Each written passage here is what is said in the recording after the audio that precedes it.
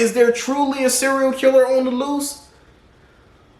Or is it a figment of his imagination due to cabin fever?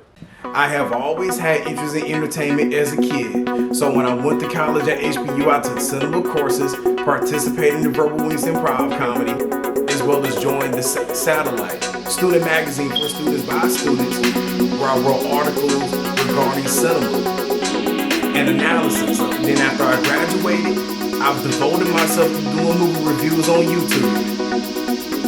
And on my YouTube platform, my critique comes from observance, as well as the fact that entertainment is not just entertainment, that it also plays into power structures in our society. Movie reviews, when done this way, can be enlightening. And that's where I come in, with entertainment laced with education. That's what I'm about. Hello everyone, my name is Gabriel Hood and welcome to the first movie review of 2022. Today's review will be on Disturbia. Disturbia is a 2007 teen thriller starring Shia LaBeouf, released in April of 2007 and released by DreamWorks. The movie revolves around a troubled teenager who is serving 3 months of house arrest, who takes a spying on his neighbors to keep from developing cabin fever. But as he begins to spy on his neighbors,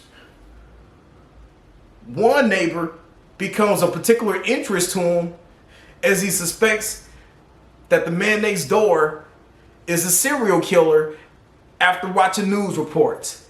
But is there truly a serial killer on the loose? Or is it a figment of his imagination due to cabin fever? So Disturbia begins as our main protagonist, Kale, is on a fishing trip with his father, and they're enjoying themselves and everything.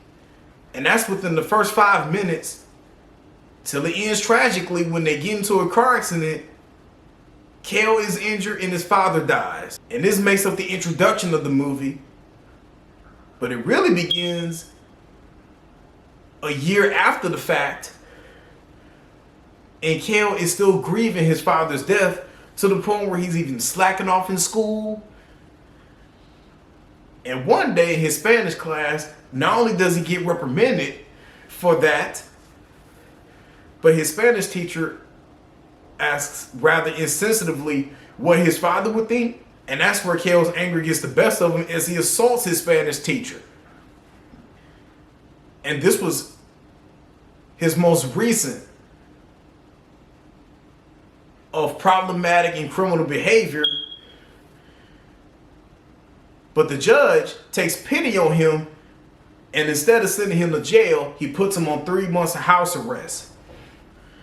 Now, it's implied that Kale and his mother relationship had already been strained in the aftermath of the tragic accident, but now this house arrest situation has amplified it, where there's a disconnect between them,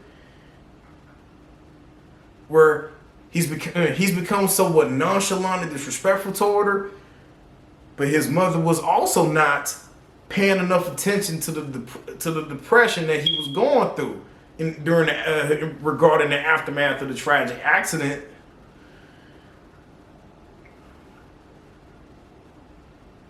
And the tension grows further after the first few days of his house arrest, when she removes or limits his access to his favorite pastime, things like Xbox, iTunes, and cable,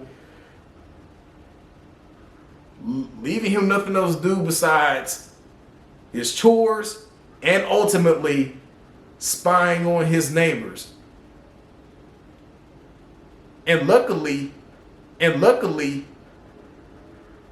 because he lives in the suburbs, he is able to witness the goings on in his neighborhood, because contrary to popular opinion, the suburbs are not as quiet as you think they are. But his house arrest, what makes his house arrest situation worse, is the officer assigned to respond in case he violates the terms of his confinement is the Spanish teacher's cousin, which makes it convenient that he personally humiliates Kale after he chases after neighborhood kids for playing a prank on them. And as he begins to spy on his neighbors, two of them become of interest. One, the new girl has moved in next door. Her name is Ashley. And after initially spying on her swimming along with his best friend Ronnie, they meet up and they connect. And that is also around the same time another neighbor, Robert Turner, becomes of interest to Kale and suspects of being a serial killer when he hears of news reports regarding a young woman's disappearance.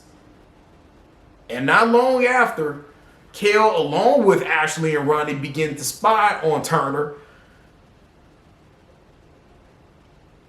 And inevitably, they witness strange behavior through Kale's binoculars in Turner's house. When he brings women over, eventually this cat and mouse game becomes deadly serious when Turner begins to intimidate them one by one. And it all culminates to one, and this all culminates to one fateful night where Kale and Ronnie conduct further surveillance, where Ronnie breaks into Turner's house to look for more clues, and almost traps himself in the house, which leads to Kale risking further trouble with the law to try to save him. And now Kale is backed into a corner, as this was his second violation of his house arrest, and now he has to make a court appearance that may as well determine him going to jail. And his mother, at this point, has gotten fed up and disappointed because of his behavior. And that is where all the tension escalates. So his mother goes over to Turner's house to try to talk him out of pressing charges, while Kale reviews the surveillance video and surely discovers a corpse in Turner's vent, simultaneously as his mother has finished talking to Turner. He takes her hostage in his house. And subsequently, Turner comes to Kale's house and starts a fight with Kale, and Turner momentarily incapacitates him and binds him with duct tape. And he tries to leverage the tension between Kale and his mother so that he can frame him for murder and bully him into writing a suicide note. But Ashley then comes to assist Kale in fighting off Turner, and after freeing himself from his binds, they make an escape.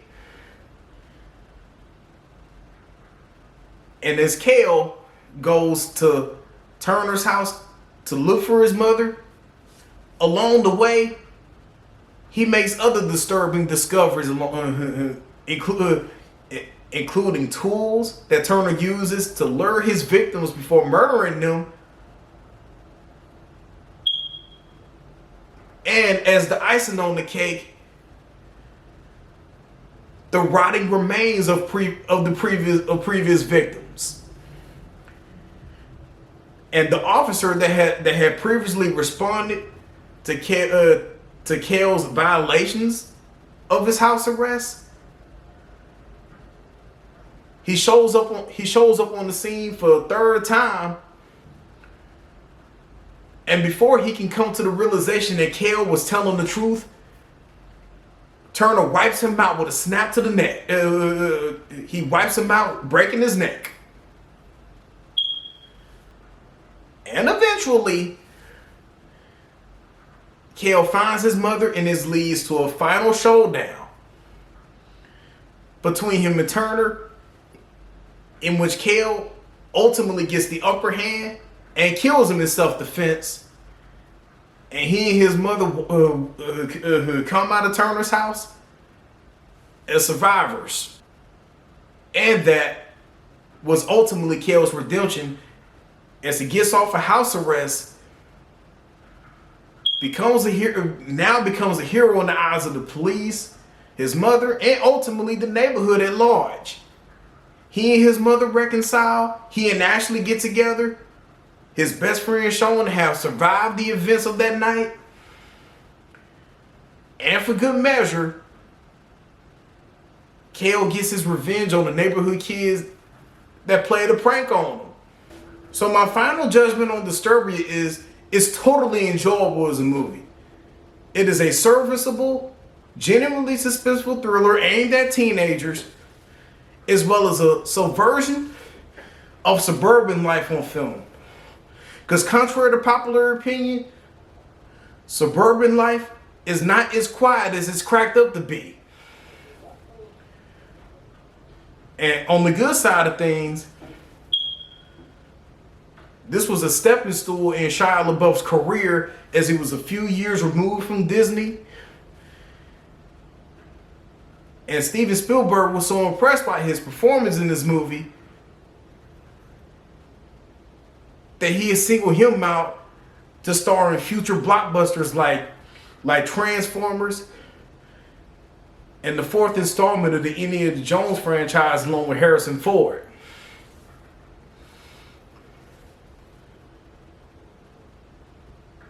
And I enjoyed the balance of suspense, comedy, drama, and romance. On the downside of it, Disturbia is also one of those movies where you have to take its PG-13 rating very seriously, because, in fact, the filmmakers fought for the PG-13 rating upon an appeal after being originally R-rated because of the intensity of the violent material in the film.